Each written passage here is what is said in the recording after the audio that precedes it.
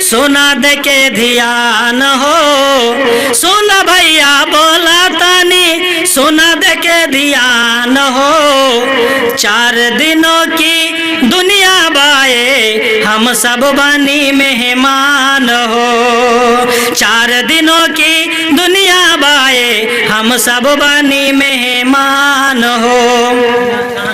कुल्लु नफ्सिन जाएकातुल मौत, कुल्लु नफ्सिन जाएकातुल मौत कहेल रहमान हो। ई बतिया के सच मानल हमनी लोगन के काम हो।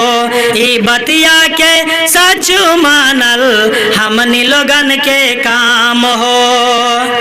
चारों ओरिया लोग रही आंखों से आंसू सबके बाही।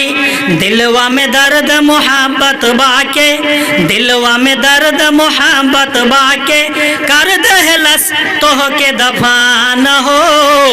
नी होरा तोहरा से कोरा तानी मान जरब के फरमान हो। सुन भैया बोला तानी सुना दे के ध्यान हो। 4 दिनों की दुनिया बाए हम सब बनी मेहमान हो।